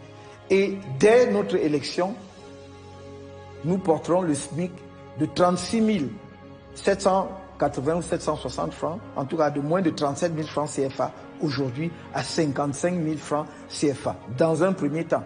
Sachant que si en cours du mandat, nous redressons l'économie et nous améliorons les performances économiques de notre pays, on augmentera progressivement ce montant. Donc, on accroîtra le SMIC jusqu'à ce que cela atteigne un niveau où un Camerounais peut effectivement fonder une famille et vivre du SMIC. Aujourd'hui, le SMIC ne peut pas permettre à un couple, même pas à un individu tout seul, de vivre dans la moindre ville du Cameroun. Parce que entre le loyer et l'alimentation, et je ne parle même pas du transport pour aller au travail, il ne lui reste plus rien. Donc nous avons décidé que le SMIC, dès le début du mandat, sera fixé à 55 000 francs. Nous avons choisi ce montant parce que nous sommes raisonnables. Parce qu'il ne faut pas faire une augmentation vertigineuse, rapide, que les employeurs ne pourront pas suivre, parce que ce serait ruiner les entreprises et par conséquent amener une contraction de l'emploi alors que nous voulons étendre l'emploi de façon à répondre au chômage des jeunes. En dehors des questions salariales et des questions de logement, une des préoccupations majeures dans le domaine social, c'est la santé. Mon engagement est que dès que les Camerounais m'auront fait l'honneur de me confier les rênes du pays, dès 2019, l'accouchement par césarienne sera gratuit au Cameroun. L'accouchement par césarienne sera gratuit sur l'ensemble du territoire. Deuxièmement, nous allons mettre en place dans les 3 ans qui viennent une couverture maladie universelle minimum. Pourquoi dans 3 ans? Parce que c'est le délai que nous nous fixons pour régler les problèmes administratifs et financiers qui doivent accompagner cette politique. Et deuxièmement, pour régler le problème de l'approvisionnement en médicaments. En mettant en place dans notre pays des structures de fabrication des médicaments de base, il y a quelques unités de fabrication pharmaceutique qui existent déjà à Douala notamment. Nous allons les accompagner, leur permettre de se développer. Et d'ailleurs, parce que ces unités seront assurées de la commande publique. Et deuxièmement, mettre en place dans les structures hospitalières et dans les centres de santé des pharmacies approvisionnées justement en médicaments dont la gratuité sera assurée pour tous les Camerounais. L'assurance maladie universelle vise à donner à tout Camerounais, qu'il soit cultivateur, commerçant, paysan, fonctionnaire, employé, d'avoir accès à un certain nombre de soins de santé gratuitement. Par exemple, désormais avec ce système, tout Camerounais qui, par exemple, souffre de paludisme, de choléra, de méningite, des maladies courantes, sera soigné gratuitement. Il se rendra à l'hôpital, si le médecin diagnostique qu'il a un paludisme, il fera une prescription de médicaments, il ira prendre ses médicaments à la pharmacie de l'hôpital et il pourra aller chez lui suivre son traitement gratuitement. Nous avons les moyens de financer une telle politique. Et en particulier, cette politique sera financée par la diminution du train de vie de l'État. Nous pouvons facilement trouver dans les niches de dépenses ostentatoires ou de dépenses injustifiées au sein de l'État que je n'ai pas le temps de développer ici. Par exemple, sur les voyages à l'étranger, juste pour donner une illustration, des fonctionnaires, les classes auxquelles voyagent les fonctionnaires, jusqu'à une date récente, on m'a dit qu'un texte aurait été pris en ce sens, mais jusqu'à une date récente, nombreux sont un certain nombre de hauts responsables de la fonction publique et de l'État qui avaient le droit de voyager en première classe. Mais je voudrais dire à mes compatriotes camerounais qu'un billet d'avion entre Yaoundé et Paris en première classe coûte 6 millions de francs. On aurait pu les faire voyager en business, ce qui est déjà luxueux comparé à des pays développés, comme la Finlande, où des ministres voyagent en classe économique. Donc, mon objectif, ce n'est pas de ramener les ministres camerounais à voyager en classe économique, mais au moins donc en business class, où ils peuvent voyager confortablement et être traités dignement. Donc, si sur chaque billet d'avion qui coûtait 6 millions de francs, vous faites une économie de 3 millions de francs, parce qu'un billet business class coûte entre 2,8 millions et 3 millions de francs, vous diminuez déjà de moitié cette dépense-là. Et on peut trouver d'autres gisements d'économie comme cela dans le type de véhicule dont on dote les hauts fonctionnaires de l'État. C'est normal que les hauts fonctionnaires de l'État aient des véhicules de service, mais ils n'ont pas tous besoin de véhicules 4x4. Que ces genres de véhicules soient réservés à ceux qui font des missions de contrôle sur le terrain, d'inspection. Mais pour les fonctionnaires qui sont en permanence dans les grandes villes, on n'a pas besoin d'acheter des véhicules de 40 millions à 60 millions. Donc on peut faire des économies sur ces chapitres. On peut faire des économies sur le carburant. On peut faire des économies sur bien d'autres chapitres des dépenses publiques, par exemple sur les fournitures dans la fonction publique. Vous savez, la mercuriale de l'État a des prix planchers et des prix plafonds. Mais tous les achats se font au prix plafond et jamais au prix plancher, même pas au prix moyen.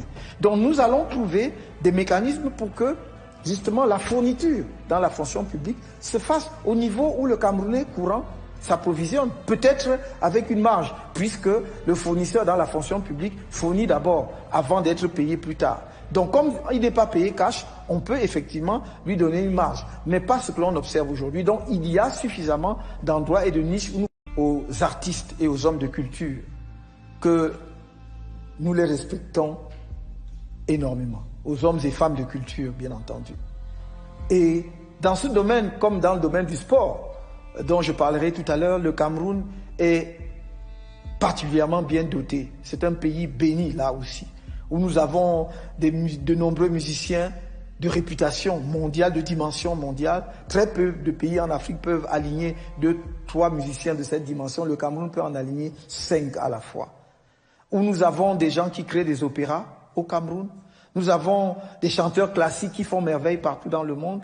Nous avons des créateurs de théâtre. Nous avons des cinéastes de talent qui ont été primés dans beaucoup de festivals. Et j'en passe. Mais qu'est-ce que nous en faisons?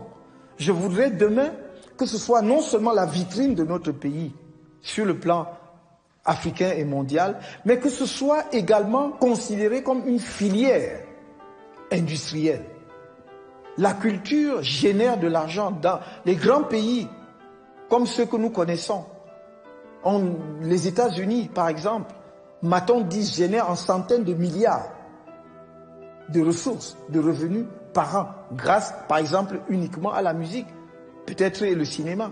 Donc, nous avons des gens talentueux au Cameroun, nous voulons leur dire, vous comptez, vous êtes précieux, des gens, des hommes et des femmes. Mais nous voulons, pour leur montrer qu'ils sont précieux ou qu'elles sont précieuses, ces hommes et femmes du domaine culturel, élaborer un statut de l'artiste au Cameroun. Demain, il y aura un statut de l'artiste, de façon à ce qu'il soit protégé et qu'on ne voit pas nos artistes finir dans la détresse totale comme nous en avons vu beaucoup ces derniers temps dans notre pays.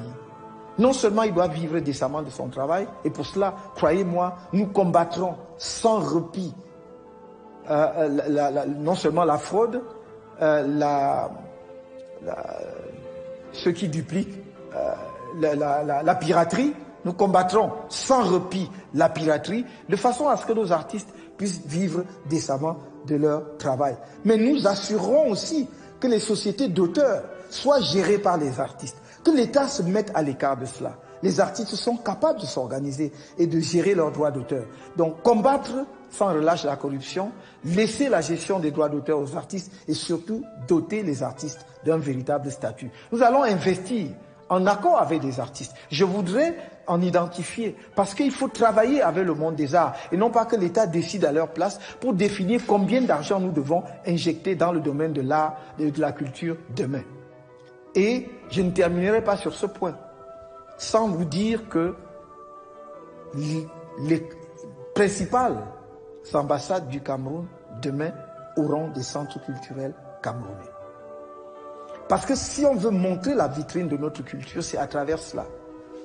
Et il ne faut pas croire que ça coûtera plus d'argent qu'on en dépense aujourd'hui. Nous avons aujourd'hui des attachés culturels, en fait, qui sont des fonctionnaires et qui n'ont peut-être pas toujours, justement, l'expérience ou la formation nécessaire pour vendre le pays. Je parlais tout à l'heure des Camerounais talentueux. Imaginez combien de commissaires aux expositions camerounais nous avons dans le domaine, dans le monde. Ceux qui peuvent se prononcer avec autorité dans le domaine de la peinture, dans le domaine de l'organisation d'un festival. Et donc, quand on a tout ce talent-là, quand on a des musiciens de l'envergure que nous avons, on doit avoir, par exemple, une académie de musique au plan national. Pas seulement un orchestre, mais une académie de musique au plan national. On doit pouvoir avoir des festivals courus parce que nous avons des gens qui ont l'ingénierie pour promouvoir cette culture. Nous devons avoir véritablement des écoles où des peintres ou des sculpteurs camerounais sortent et produisent des œuvres de l'esprit qui vont rayonner et faire rayonner notre pays dans le monde. J'ai pensé que d'ores et déjà, je peux indiquer, en attendant les conditions de mise en œuvre en partenariat avec les artistes, que nous pouvons parfaitement concevoir que dans chaque chef-lieu de région, dans chacune des capitales des 10 régions du Cameroun, il faudra demain une maison de l'art et de la culture. Une maison plus exactement des arts et de la culture. Où un jeune Camerounais qui veut faire de la musique peut y trouver un cadre. Ou un jeune Camerounais qui veut faire une exposition de peinture ou de sculpture peut y trouver un cadre. Ou des jeunes Camerounais qui veulent apprendre la danse peuvent y trouver un cadre. Ou des jeunes Camerounais qui veulent jouer une pièce de théâtre peuvent y trouver un cadre. Et où des Camerounais peuvent aller justement découvrir tous ces talents en fin de semaine et se décharger d'une semaine de travail. Ça, c'est une des priorités qu'il faudra mettre en place dans les 10 régions du pays, de façon à offrir aux Camerounais justement ces lieux où à la fois on découvre les talents et où les talents se produisent. Dans le domaine culturel, il y aura quelques institutions symboliques. marquant notre volonté de porter notre culture à un autre niveau, de faire du Cameroun une véritable puissance culturelle en Afrique. Il s'agit, premièrement, de la construction d'une bibliothèque du monde noir, où l'on trouvera, dans la mesure du possible, tous les ouvrages ayant trait au monde noir, à son histoire, à sa culture, à sa diaspora. Il y aura ensuite une académie nationale qui d'ailleurs aura entre autres missions de suivre la mise en place de la langue nationale du Cameroun, mais également son développement et son évolution. Et d'autre part, ce sera le haut lieu où l'on va symboliquement rendre hommage aux grands hommes et aux grandes femmes de la culture camerounaise. Il y aura enfin ce que j'appelle la grande coupole de la mémoire et des souvenirs. C'est le lieu où toutes les grandes personnalités publiques marquantes de l'histoire de notre pays, récentes ou anciennes, dont on peut trouver encore les vestiges, que ce soit leur cendre, la terre de l'endroit où ils sont morts, ou pour ceux qui sont encore vivants, leurs cendres, leurs photos et autres, seront entreposés comme chez certains, on parle de panthéon. Ce sera, pour rendre cela intelligible pour tout le monde, le panthéon camerounais. La grande coupole de la mémoire et des souvenirs. De la mémoire parce que c'est le lieu de mémoire de notre histoire politique. Des souvenirs pour que, justement, ceux qui se sont sacrifiés, ceux qui ont été des héros nationaux, ceux qui ont rendu des services exceptionnels au Cameroun, ne soient jamais oubliés. Et ils seront, justement, des gens peut-être de traditions politiques différentes. Car la réconciliation de la mémoire du Cameroun, la construction de la nation passe par un moment de convergence entre les deux grands courants qui se sont affrontés même à un moment dans l'histoire politique de notre pays. Ceux qui d'ailleurs ont été instrumentalisés par les puissances coloniales contre leur propre population, parfois justement sans en mesurer la portée, et ceux qui en ont été les victimes. Nous voulons être à l'intersection de cette histoire pour justement être l'agent historique de cette réconciliation. C'est à cela que servira la grande coupole de la mémoire et des souvenirs. Dans le domaine du sport, j'ai dit, nous sommes une nation sportive, ça n'est un secret pour personne.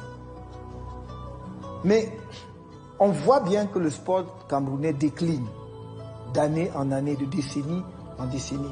Tout simplement parce que nous n'avons pas, d'une part, mis en place les infrastructures nécessaires, mais parce que nous n'avons pas doté le pays d'une politique sportive visible.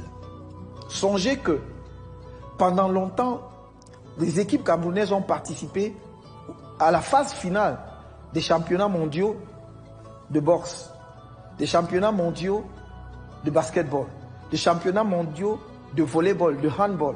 D'où sortaient ces Camerounais aussi talentueux? Pas seulement de l'étranger comme on le croit. Ils étaient produits sur le plan national, local. Pourquoi? Parce que pendant près de 20 ans, tous les établissements scolaires au Cameroun étaient dotés, en dehors d'un terrain de football, d'un gymnase, où les jeunes Camerounais pouvaient pratiquer le basket, le handball et le volleyball. Tout cela a disparu. Aujourd'hui, l'État lui-même construit des lycées et collèges d'enseignement secondaire sans aucune infrastructure sportive. Cela va cesser. Parce que demain, nous allons imposer déjà aux structures publiques elles-mêmes de construire tous les établissements scolaires avec des aires de jeu et en particulier avec des gymnases. Mais cela aussi entrera dans le cahier des charges des promoteurs privés. Il n'y aura plus d'établissements scolaires et en particulier secondaires au Cameroun demain sans un gymnase. C'est là qu'on va former la pépinière de ceux qui deviendront les grands sportifs camerounais au niveau national et au niveau international. Sur le plan du football, nous avons une réputation mondiale établie. On voit bien qu'il y a une promotion d'un certain nombre de stades au moment où nous nous apprêtons à organiser la CAN, la Coupe d'Afrique des Nations de football. Mais ça se passe dans 5 villes.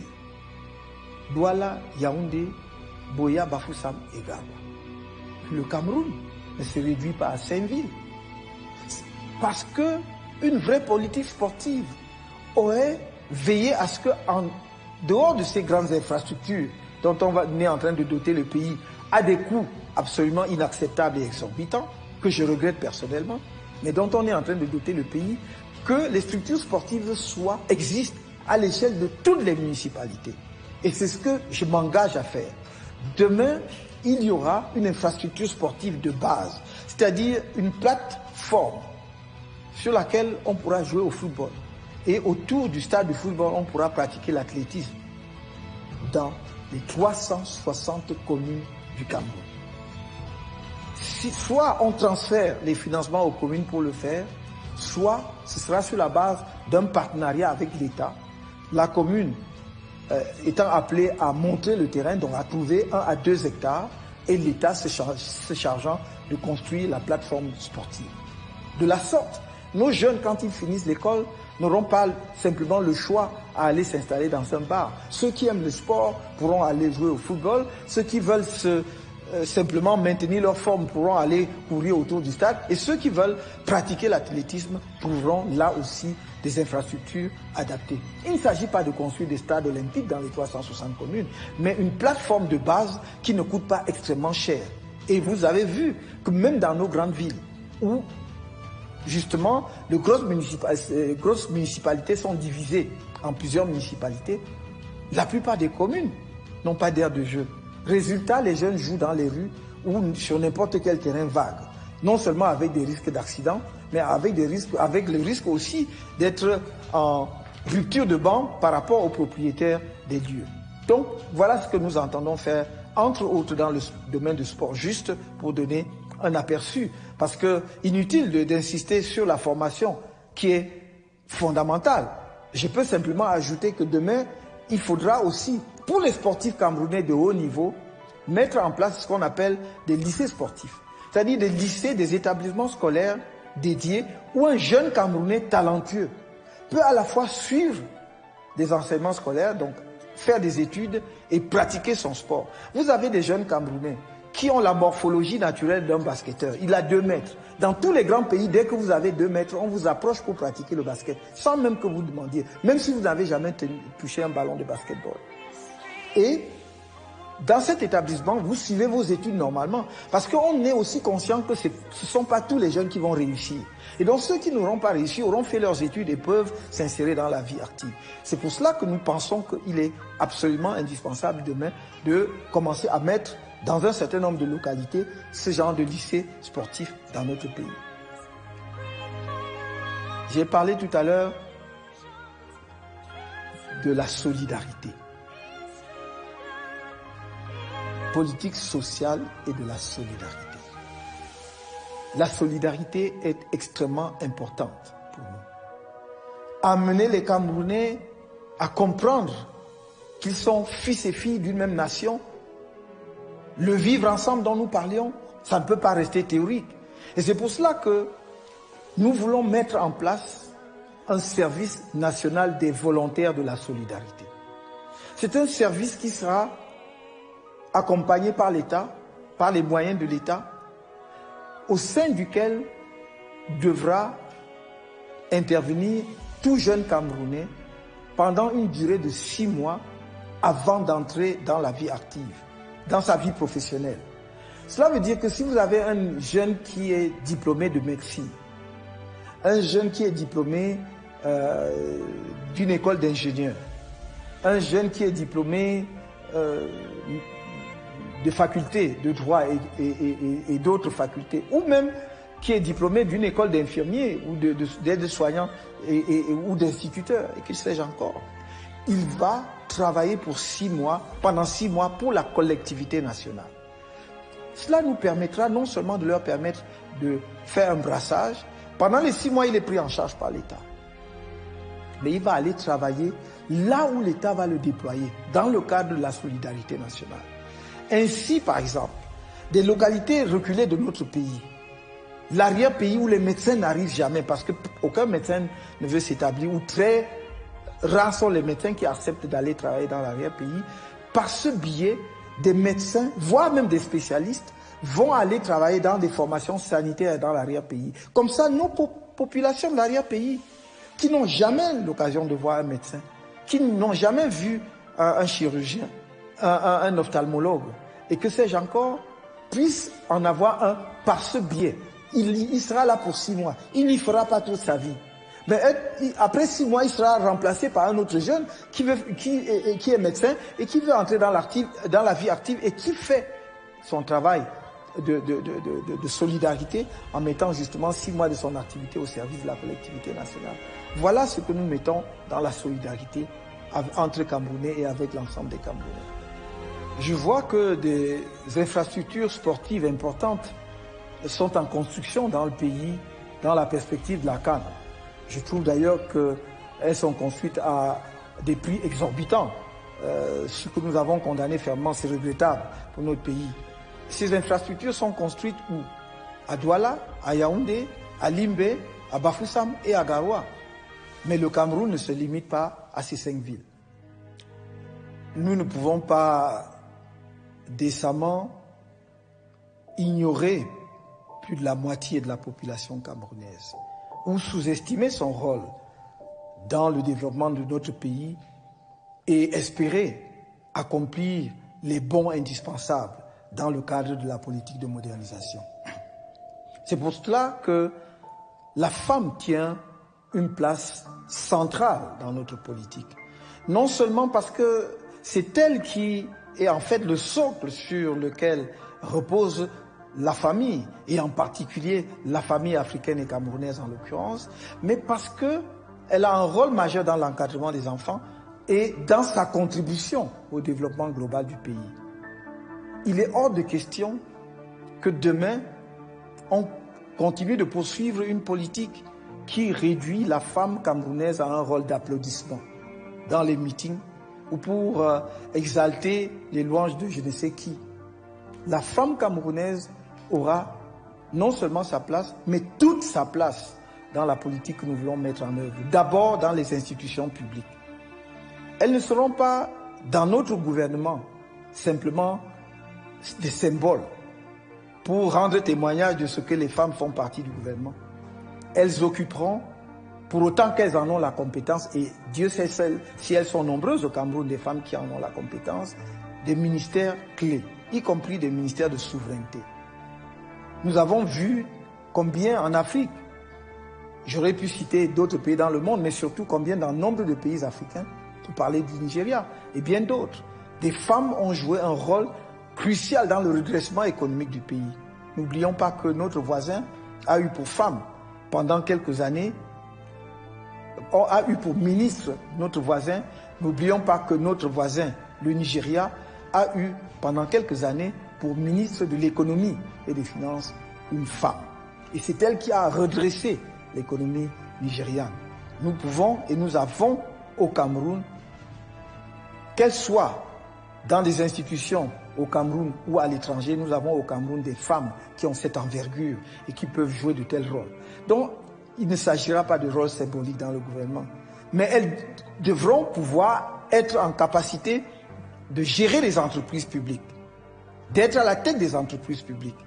Des efforts sont faits dans d'autres compartiments de l'administration, y compris jusque dans l'armée et l'administration territoriale, mais nous allons aller plus loin pour que la femme camerounaise soit également dans le secteur privé un acteur extrêmement important, soit capitaine d'industrie, développe des affaires. Nous avons quelques exemples dans le secteur privé camerounais, mais il ne faut pas que ce soit des exemples isolés. Il faudra respecter la femme dans ce qu'elle est, dans sa dignité. Et c'est pour cela que les violences faites aux femmes, les exactions, les viols et tous autres comportements qui avilissent la femme trouveront sous le gouvernement que j'aurai l'honneur de diriger demain, ou en tout cas de mettre en place, toute la réponse adéquate pour mettre un terme à de telles pratiques. Réponse ferme, parce que c'est inacceptable. On ne peut pas considérer des êtres humains uniquement sur la base de différences de sexe comme des objets à la disposition d'autres êtres humains. Mais la femme doit également demain jouer un rôle important au Parlement, jouer un rôle important dans d'autres institutions de l'État. J'ai pris l'engagement que le taux de scolarisation de la jeune fille sera accru significativement au cours de notre mandat. À cet égard, j'ai dit que jusqu'à l'âge de 16 ans, la scolarisation de la jeune fille et du jeune garçon sera obligatoire. Il est important de donner à la femme non seulement toute sa place, mais de comprendre qu'elle a en fait une contribution particulière due à sa sensibilité naturelle vis-à-vis des problèmes des enfants, vis-à-vis des problèmes de la société, au regard des problèmes de la société. Et je pense qu'à cet égard, il faudra lui donner effectivement une chance de jouer pleinement ce rôle. Il y a encore des obstacles aujourd'hui, dus par exemple à la limitation, pour ne pas dire au blocage, de l'accès de la femme au foncier, en matière de successoral par exemple. Il faudra lever toutes ces entraves, tous ces obstacles, pour permettre à la femme camerounaise de jouer pleinement son rôle. Mais on ne peut pas parler de la femme sans penser automatiquement à l'enfant. Et nous avons une société où nous observons de plus en plus de dérives intolérables, non seulement concernant les femmes, mais qui, pire encore, concernant les enfants. Et toutes ces dérives doivent faire l'objet non seulement d'une attention particulière de l'État, par la mise sur pied des structures adéquates du suivi de la femme et de l'enfant, y compris dans leur maternité. C'est pour cela qu'il y avait à l'époque des maisons de conseil où les femmes pouvaient aller recevoir des conseils en matière de natalité, de procréation, d'espacement de naissance pour protéger leur propre vie, mais également où elles pouvaient avoir des conseils en matière de santé maternelle et infantile. Nous veillerons tout particulièrement à ce que dans certaines régions de notre pays, où il y a encore des pesanteurs culturelles qui font obstacle à la scolarisation de la jeune fille, ces pesanteurs soient levés. Que l'on montre en exemple les femmes de ces régions qui ont réussi et qui doivent être des modèles pour les autres jeunes filles. Le fait d'aller à l'école ne doit pas être, pour une jeune fille, ne doit pas être synonyme de son incapacité à tenir un foyer, à respecter son époux ou à faire fonctionner sa famille. Au contraire, ce sont, j'allais dire, des talents supplémentaires, des moyens supplémentaires qu'elle amène au foyer pour permettre à la famille de vivre mieux, mais également pour prendre un meilleur soin de ses enfants et de son mari. Donc, l'État doit mettre au cœur de sa politique sociale une vraie politique de la femme. Et je termine sur ce point en disant, il n'y aura plus de situation où, à compétence égale, ou à responsabilité égale, une femme gagne moins ou gagne un salaire inférieur à celui d'un homme. C'est inacceptable et cela ne pourra pas se poursuivre. J'ajoute d'ailleurs à cet égard que la maternité de la femme ne doit pas être regardée comme un obstacle à son activité professionnelle, mais au contraire, comme un service pour la collectivité nationale, parce qu'elle est porteuse de maternité, elle est le vecteur de la création. Et qu'est-ce que c'est qu'une société qui ne renouvelle pas sa population? Or, ce n'est pas la femme qu'on renouvelle la population. Donc, l'État doit, en partenariat d'ailleurs avec le secteur privé où des femmes travaillent également, s'assurer qu'elles reçoivent l'accompagnement nécessaire pendant la grossesse comme pendant les premiers jours et les premiers mois de naissance de l'enfant, pour s'assurer donc qu'elles accompagnent ces jeunes enfants qui viennent au monde dans les meilleures conditions pour qu'ils entrent dans la vie. Dans le domaine de la défense, il faut reconstruire une armée qui ait toute la crédibilité qu'elle a eue à une époque. Notre armée aujourd'hui souffre de maux multiples et certains de ces éléments peuvent commettre les dérapages dont l'actualité nous donne des exemples. Ça n'est pas cela l'image de l'armée camerounaise. Ça n'est pas cela l'image de l'armée nationale que nous voulons bâtir ensemble avec les spécialistes de la défense. Notre armée manque d'une véritable politique de défense renouvelée et adaptée aux défis du monde d'aujourd'hui. Il nous faut demain, et des spécialistes travaillent à cet égard, un livre blanc de la défense. Il faut que nous sachions quelle est notre doctrine de défense. Nous voulons une armée de métier, une armée de professionnels, mais qui doit être articulée à sa population. Parce que notre armée, tout en étant une armée professionnelle, doit être une armée populaire. Parce qu'elle doit travailler en synergie et en symbiose avec le peuple et avec les populations camerounaises, dont elle assure la défense et sur laquelle elle doit compter pour remplir efficacement ses missions, ne serait-ce qu'en termes justement de collecte d'informations. C'est une armée où on doit respecter la bonne tradition militaire, où l'ancienneté est strictement respectée dans les promotions. C'est une armée où le matériel, l'équipement militaire doit faire l'objet d'un soin et d'une attention particulière, parce qu'elle doit être modernisée, être à jour pour permettre justement à nos forces de défense de donner le meilleur d'eux-mêmes et de répondre efficacement aux défis auxquels le pays est exposé. Cette armée-là sera une armée républicaine, formée pour respecter les institutions de la République, mais également la démocratie. Ce n'est pas une armée formée pour être utilisée contre des Camerounais. C'est une armée qui doit assurer la défense des frontières nationales. Et cette armée-là, armée républicaine, armée en phase avec sa population, qui contribue à la démocratie, doit savoir qu'elle est l'avant-garde, l'élite de la nation. Nous voulons demain une armée au sein de laquelle, parce que la plupart des officiers et des officiers supérieurs de l'armée sont des gens très bien formés, une armée au sein de laquelle on sent un foisonnement en termes également d'innovation, y compris en termes justement de travail sur les équipements de l'armée. Et cette armée-là sera une armée avec non seulement dans les équipements qu'il faut, mais avec une politique de casernement effective. L'armée ne doit pas être dans la nature. Les éléments des forces de défense, lorsqu'on parle d'une armée professionnelle et d'une armée de métier, doivent être dans les casernes. Et il faut que ces structures-là soient vraiment décentes, adaptées, entretenues. Nous connaissons encore des structures qui remontent aux indépendances et qui manifestement sont dépassées. On ne peut pas donner de notre armée l'image d'une armée en loc avec des structures inadaptées.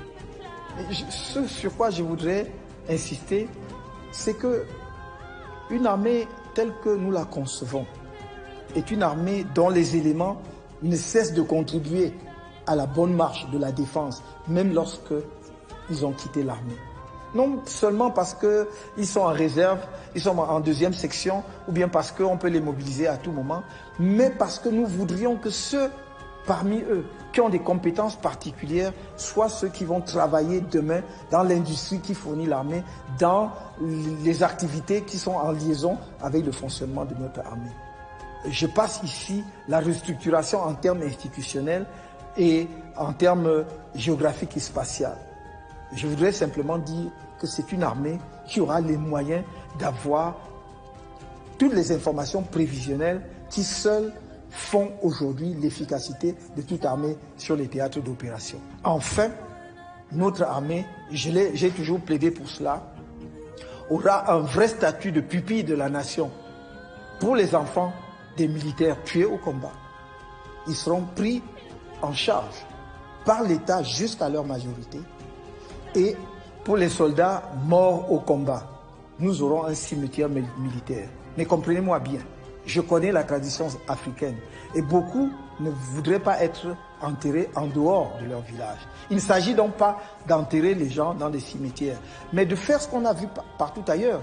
Même s'ils sont enterrés chez eux, il devrait y avoir un cimetière militaire avec une croix ou un signe, peu importe quel sera le signe, qui porte leur nom, pour que la nation se remémore éternellement du sacrifice qu'ils auront consenti pour elle.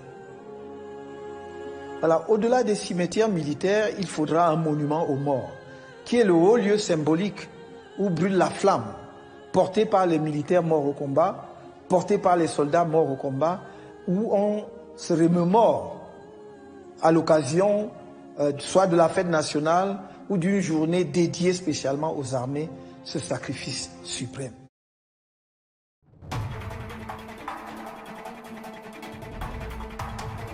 Mon 5e chantier est le chantier de la politique étrangère et de la diaspora. Notre politique étrangère sera axée sur la défense permanente des intérêts du Cameroun. Il s'agira bien entendu de renouveler et de renforcer nos relations avec nos partenaires historiques, mais également de diversifier ces relations de façon à aller vers de nouvelles opportunités, tant il est vrai qu'au cours des 60 dernières années, le nombre des États membres des Nations Unies a augmenté et les perspectives de développement avec diverses nations du monde se sont considérablement enrichies. Nous irons partout où nous pouvons trouver quelque chose qui vient nous renforcer dans la construction de notre pays, dans le développement du Cameroun, dans sa modernisation, dans son industrialisation. Il n'y aura pas d'a priori, tant il est vrai que, tout en reconnaissant le legs historique, nous devons être conscients que l'histoire n'est pas écrite d'avance et que chaque nation, et c'est normal, est tout à fait légitime à défendre d'abord et prioritairement ses intérêts. Nous défendrons ceux du Cameroun de façon opiniâtre et de façon constante. S'agissant de la diaspora camerounaise, il s'agit de bâtir un véritable pacte avec nos compatriotes de l'étranger. Nous partons de l'observation évidente, et depuis très longtemps déjà, que le Cameroun a l'une des diasporas africaines les mieux formées, diversifiée, installée dans plusieurs pays, où elle s'est frottée aux expériences étrangères, où elle est armée pour mener la compétition technologique, où elle a acquis l'expérience justement du développement de ces pays. Nous avons besoin de cette expérience. Nous avons besoin de la richesse accumulée par la diaspora grâce à un travail acharné et assidu.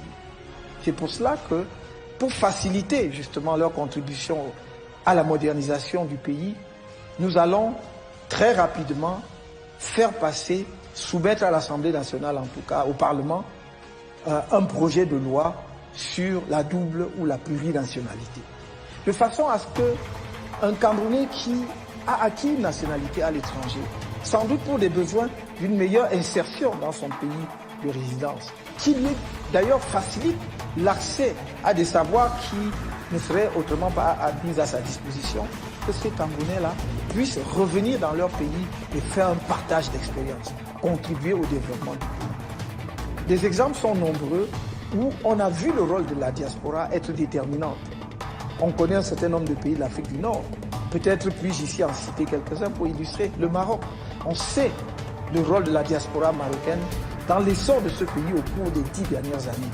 Qu'il s'agisse des universitaires, des hommes d'affaires ou même parfois des hommes politiques.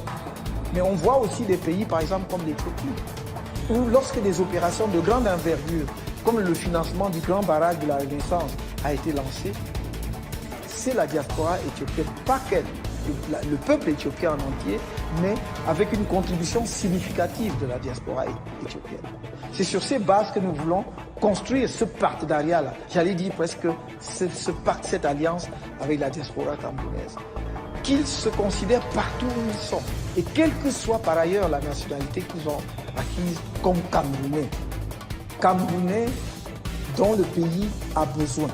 Le pays a besoin de leur contribution scientifique pour animer nos structures de recherche, pour enseigner dans nos universités. Le pays a besoin de leur expérience technologique pour travailler dans nos usines, dans nos structures d'innovation. Le pays a besoin de leur capacité financière, les mobiliser parce que nous allons créer une agence de la diaspora avec un fonds de la diaspora où ils peuvent placer justement leur argent qui va avoir la garantie de l'État et qui peut être fructifié. Parce que, en tant que contribution, évidemment, le taux de rémunération ne sera pas le taux du marché, mais ils auront la garantie de pouvoir retrouver leurs fonds à tout moment. Donc, c'est cette diaspora-là que nous voulons. Et c'est parce que nous avons une diaspora exceptionnelle que j'ai promis aux Camerounais, j'ai dit aux Camerounais que nous leur donnons un délai de 3 ans pour construire une voiture camerounaise.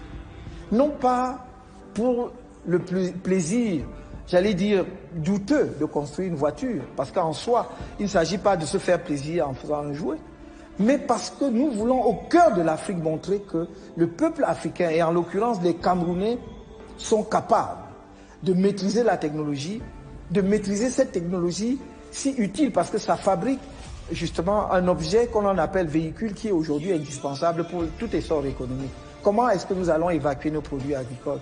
Comment est-ce que nous allons faciliter la mobilité dont je parlais tout à l'heure si on ne peut pas? Or, le Cameroun a la chance unique d'avoir de nombreux de ses enfants, filles et garçons, qui travaillent dans les plus grandes compagnies de construction automobile dans le monde, en Allemagne, mais également en France, en Angleterre. Et je ne comprends donc pas pourquoi nous n'allons pas tirer avantage, tirer profit de cette situation qui nous est avantageuse justement. D'autres ne le font peut-être pas parce qu'ils n'ont pas la ressource humaine pour le faire. Nous avons la ressource humaine pour le faire. Et je ne donne cela qu'à titre illustratif, parce qu'il y a plein d'autres domaines où la diaspora camerounaise va nous être d'un apport exceptionnel. Je parlais tout à l'heure de l'énergie solaire. Ils sont nombreux. J'en connais en Afrique de l'Ouest qui électrifient le monde rural. On en connaît en Allemagne qui construisent des plaques photovoltaïques qui ont été reçues par la chancelière allemande, etc., etc. C'est pour cela que je dis, j'ai besoin de cette diaspora. Qu'elle sache que je compte sur elle, elle peut compter sur moi. Et je pense que si elle peut désormais comprendre qu'il n'y a pas au pouvoir au Cameroun un gouvernement ou un dirigeant qui leur est hostile ou qui est soupçonneux, suspicieux par rapport à la diaspora, que l'on considère généralement comme étant des opposants, qu'elle sache que j'attends que demain, elle vienne être un des acteurs majeurs de la modernisation de notre pays. Voilà les 5 chantiers. Ils sont immenses, à la mesure du défi lancé à notre pays, mais aussi à la mesure de l'ambition que nous portons pour lui.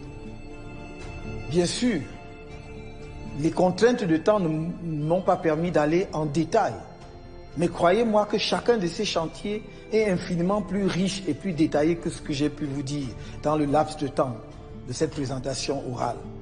Vous trouverez un programme beaucoup plus fourni, beaucoup plus détaillé dans une version écrite qui sera disponible en version électronique comme en version papier dans les semaines à venir et en tout cas avant la période cruciale de la grande campagne électorale ouverte à tous.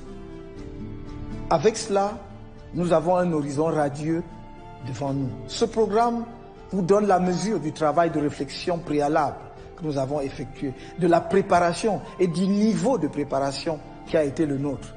Nous ne cherchons pas le pouvoir pour tâtonner. Ce n'est pas quand nous accéderons au pouvoir que nous demanderons par quel bout il faut prendre. Nous savons ce qu'il y a à faire.